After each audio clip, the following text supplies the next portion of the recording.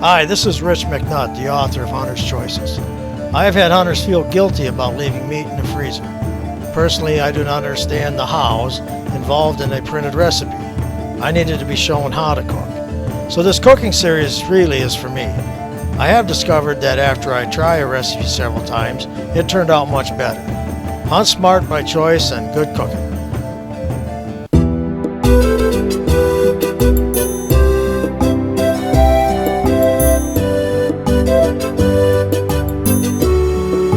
If you are like me and only have a few good wild game recipes, this show is for you. You won't believe how great you can cook wild game.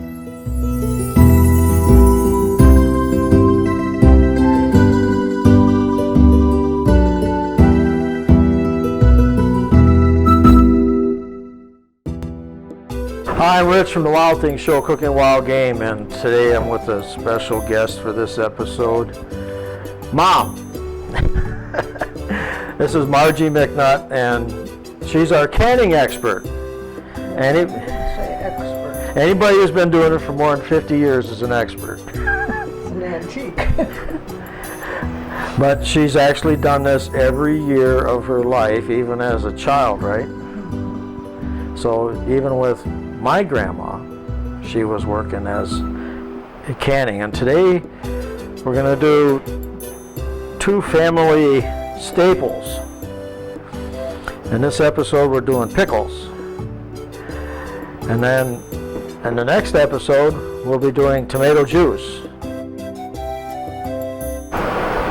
So is there anything special about pickles that you can enlighten us on? Except that we ate a lot of them when we were kids. Well, if they're going to ask me what's going to make them soft and what's going to make them hard, Okay. I don't know, because there's so many different things that can make them soft or firm. But we never were concerned about that because we ate them all, both the soft and firm ones. So years ago when all 7 of us kids were living at home, how many pickles did you do a year?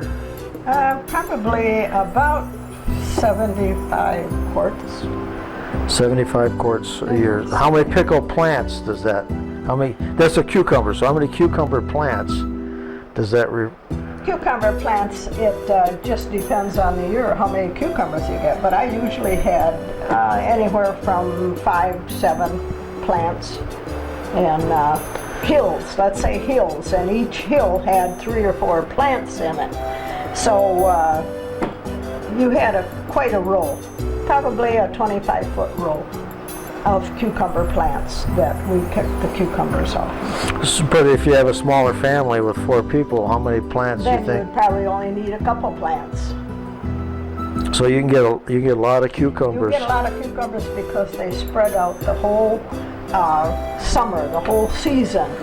They keep blossoming and they keep growing, and you pick them at the size. So you don't just get one batch like apples. You get that one grab of apples and you're done. You Nope. get pickles, cucumbers just keep on coming. Cucumbers keep on coming, and they come like every 3 days. You have to pick if you want the little cucumbers. If you want bigger ones, you can let them go a little bit, but you usually miss a number of them when you pick. So you get big ones and you get little ones, but it should be like every 3 to 4 days that you will have enough cucumbers to make pickles. So then you have to actually plan on canning them every 3 or 4 days. 3 or 4 days, yes, so that they don't set and shrivel up, and I make sure that we can them every time we pick them so that they're fresh and ready to go. That's the. So, but then how many do you do in a batch? How many do you can? We can whatever we pick. You never know how many you're going to get. You may get 8 quarts, you may get 10, you may only get 2. But each time you can what you pick. Now what about tomatoes? The tomatoes ripen at different times, so you get 1 or 2 tomato bushes, or how many tomato bushes do you have? I think I have, when the kids were all here, I think I had like 50, probably tomato plants in the garden. 50 plants. 50 plants, anywhere from 40 to 50 plants. And I could tell you how many tomatoes you're going to get off on a plant. That depends on the year also. And but you wait until they start ripening, and then you pick them so that you have enough to make. I like to make at least 4 quarts at a time, because that's what fits in the canner, the processing canner. I have done 25 to 30 quarts in a day of when we pick them. So wow. It just depends on how many ripen at the same time. Okay. Some of the other things we can, you go to our website.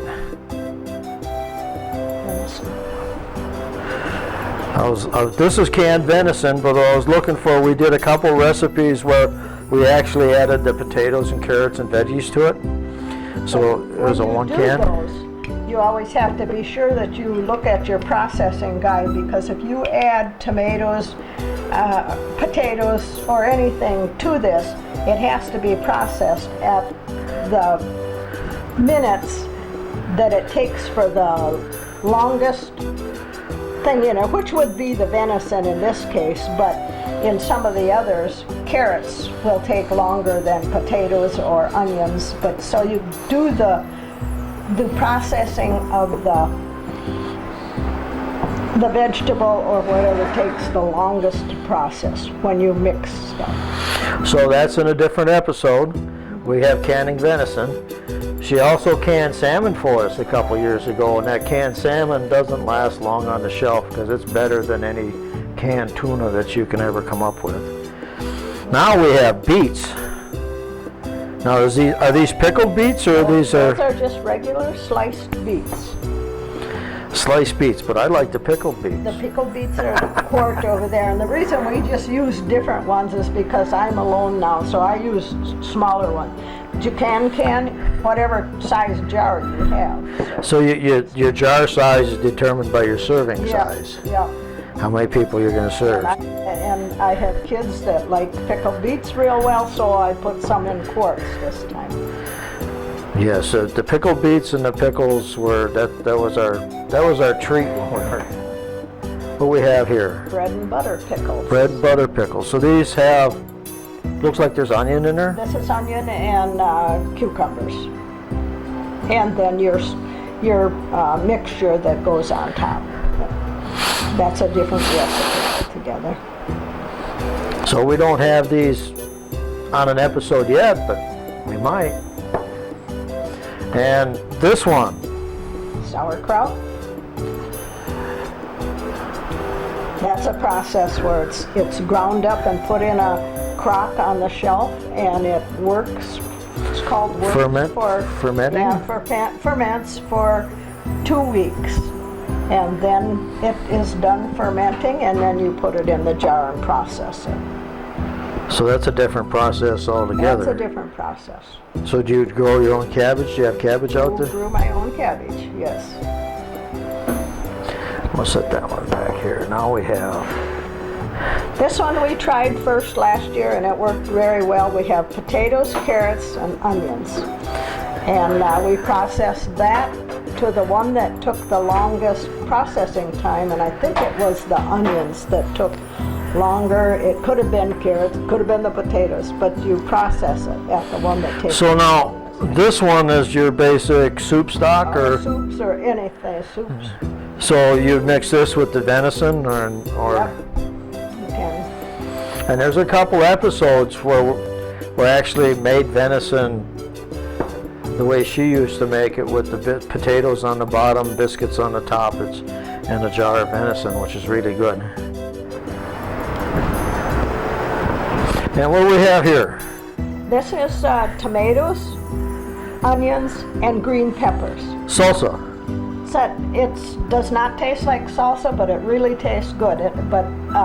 You can add your whatever you want to it, to make salsa, or to, it's good for chili, for soups, for whatever, but it is really good. We tried that last year too, and processed according to the one that took the longest processing time. And that must be the carrots. And the carrots.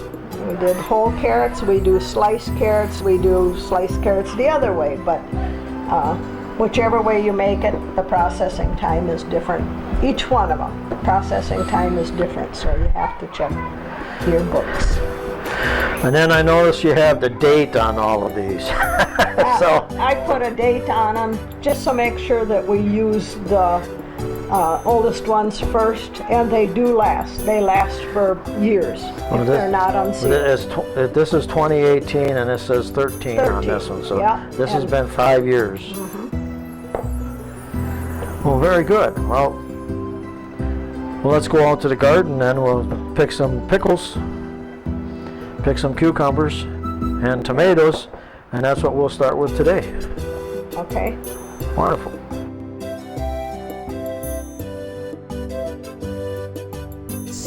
All right, this morning we're out in the cucumber patch, and as you can see, we have cucumbers from here up to the stake up there. It's about, we planted them about 4 feet apart with 4 or 5 seeds in each hill.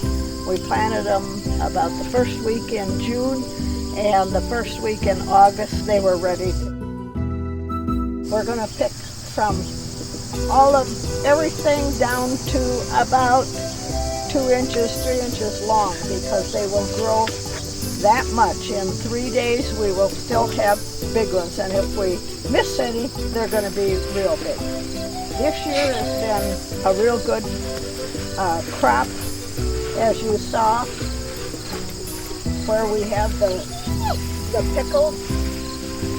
When we have a pickle, there's also yellow blossoms. Each one of them are going to be another pickle and another cucumber.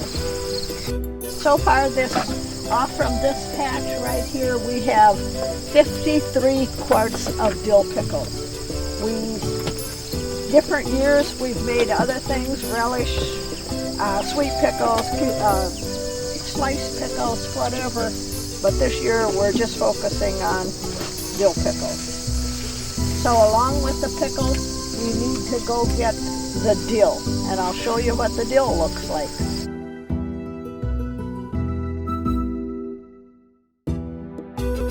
This is the dill that we need to make dill pickles.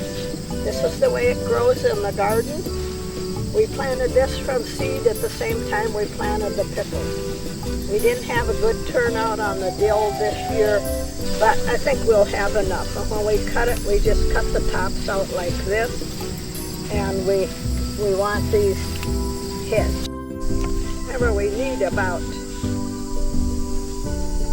probably this much for every quart jar that we do. All of these ends like this will keep on getting more heads on them. So when you cut, this is just a tiny one here. If we leave it till next week, it will come out into a big head like this, and then we can cut it off down to here and still be able to use it. Or this one over here is a good one too. This will keep growing and come up into a nice head like this.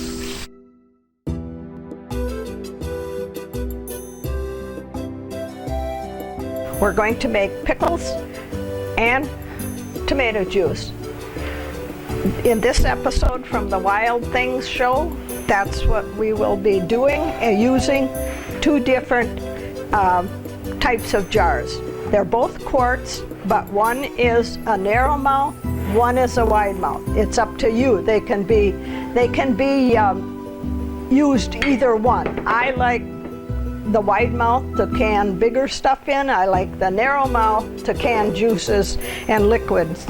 So the first thing I do is I have to have a kettle with some water, and I put lids in it to be boiled. The reason we boil the lids, I just bring them to a boil, and The reason is so that it loosens up the inside of the lid, this rubber thing in here. I don't know how many we're going to have, so I'll just put a bunch in, and you need for both size things, both size jars. We just put them in, cover them with water, put them on, let them come to a boil, and then we leave them set in that water until they're used. We'll just do that. The next thing is be sure that you have rings for each of the different sizes that you have, and those can just be put over on the side. I don't reuse any of these lids. Some people do. It works sometimes, but most of the times it won't. They won't reseal. So I just make sure I get rid of them and use all new and lids. Not rings. Rings you can use over and over and over. The lids, no. And you need tongs, if that's what these are called, but this is to take the jars out of the water when it's hot. As far as what we're going to put in the jars, we're going to have salt, we're going to have a little bit of sugar, we're going to have some garlic, and we're going to have dill. And then our vinegar and water. And that will bring us right up to almost processing time.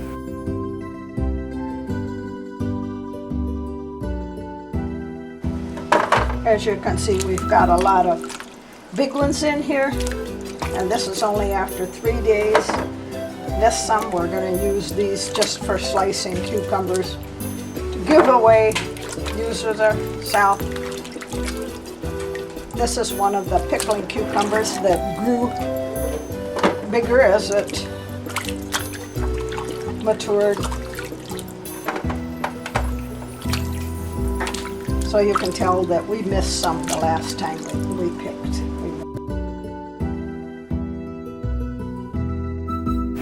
Okay, what we're going to do now is start packing the dill pickles, the cucumbers to make dill pickles. And what we need is a couple of these large heads like this, or equivalent to them. I use the heads, but I also use a little bit of the stem. And you just wad it up and you put it in there and pack it down. And you do that into each quart that you're going to make. And then into the bottom of each jar, we're going to put 2 cloves of garlic. And you don't need garlic if you don't want. We like garlic, and so we put garlic in. And these are quite large cloves, so I'm going to work on these 2 quarts. And then into here, we're going to put our pickles. The only reason I'm cutting the end off in here is because it's a little too long to go in the jar, so I cut the ends off. And then I'm just going to pack them as tight as you can into the jar.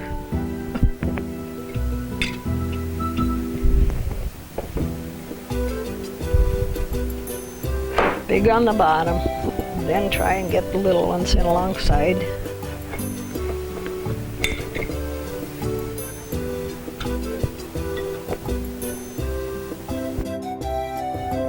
We're just going to fill in pickles wherever we can get them. And there's places where you can get them in, and there's places where you can. So, and that's about enough in that quart.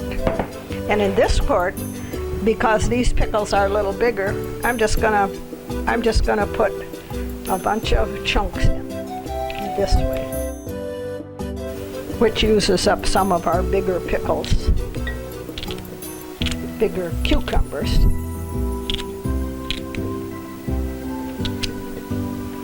But they're all good, so that's probably all we'll need in this jar. Be sure your jars are cleaned off around the top too when you got. Be sure you wipe the tops off, but wait until you get everything in and then wipe the tops off, so that make sure that your lid seals good. There's nothing in the way of a sealing process. Got room for one more pickle in there. Into that we're going to put 1 tablespoon of salt.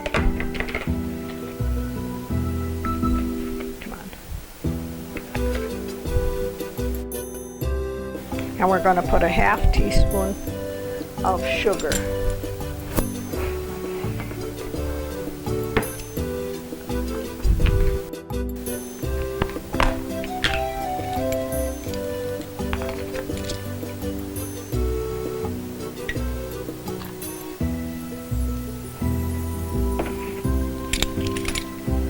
And then we're going to put 2/3 cup of vinegar,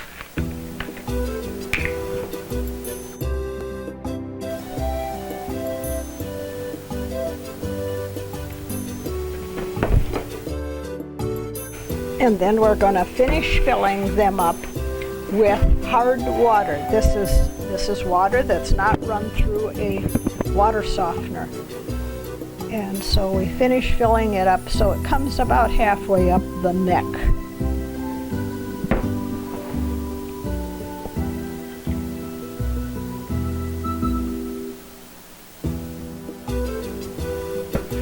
Then we're going to take our lids that are still warm, put them on, and take a lid, put on here, put it on quite tight, and they're ready for processing. Okay, now we've finished packing these 2 quarts of pickles. I'm going to go ahead and work on the rest of the pickles that we have. We'll be back in a little while to show you then how we process these after we get the rest of the jars packed.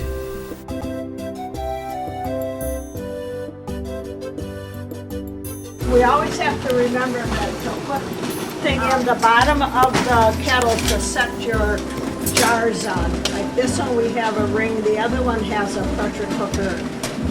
When your kettles come, they usually come with one of those risers after you have your pickles packed and into the jars, we're going to put them into a large kettle. And the process we're going to use is called a hot water bath. No pressure cooker for pickles.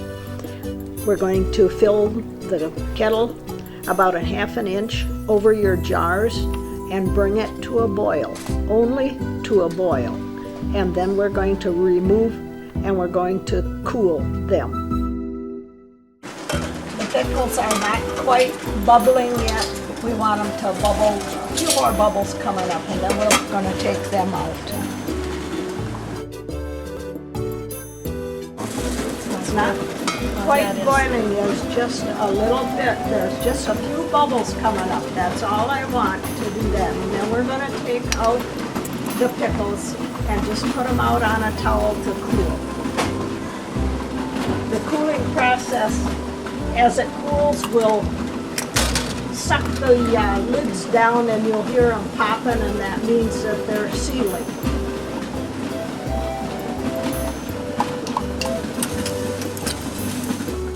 So on this one now, we took those out, but we're also going to put another batch in there. So we can just start, but you have to be very slow putting them down in the water because that water is very hot.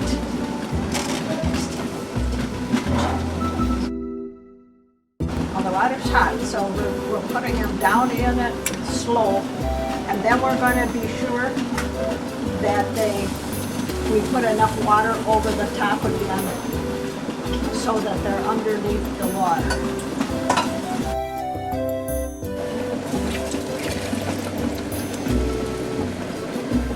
We put 4 in this kettle because we can't get the next 3 in, so we'll do one more batch with 3 kettles, with 3 jars in the kettle.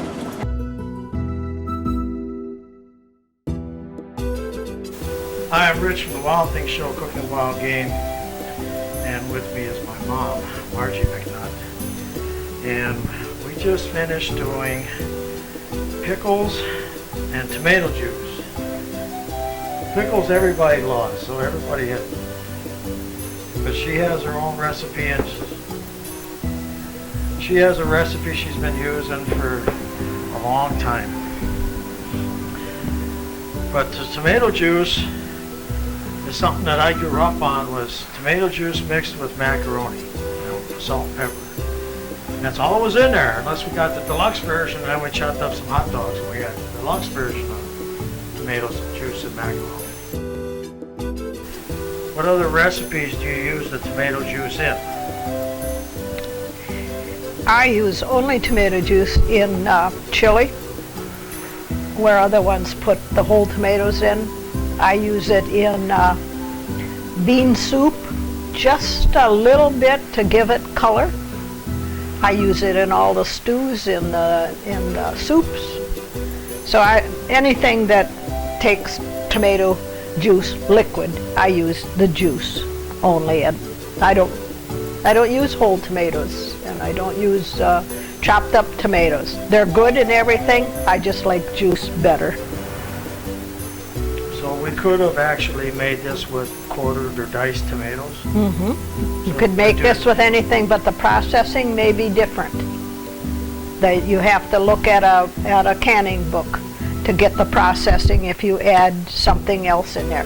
If it's just tomatoes, where you do whole tomatoes or chopped up tomatoes, you would still process it 15 minutes in a boiling water bath. But otherwise, if you were to add something to this, other than tomatoes, then your processing is going to be different. You will notice that on the top of this jar, it looks a little like they got water on the top, solid on the bottom. And that's the way it should be, because the solid has sunk to the bottom. This will come to the top.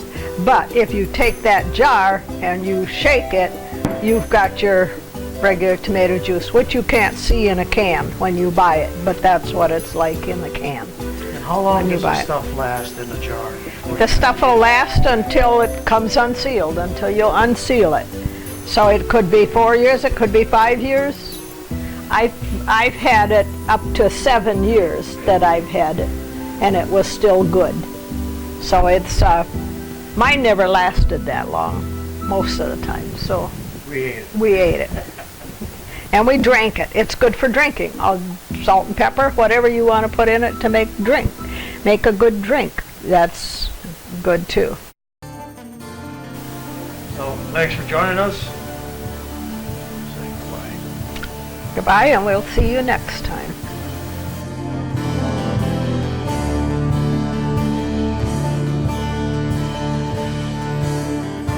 You won't believe how great you can cook wild game by watching our professional chefs.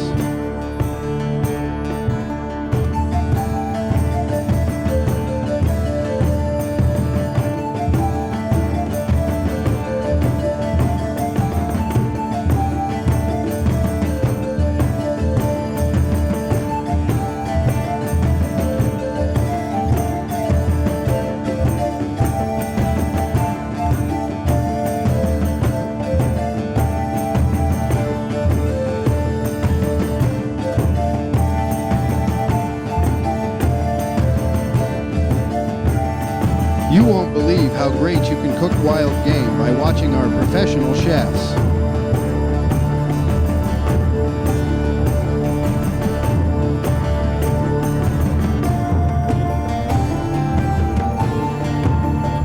Now with 100 plus episodes. For $6, get the best online wild game cooking show you will ever find.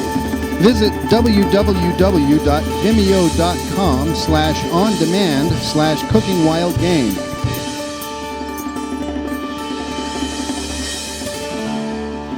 Enjoy!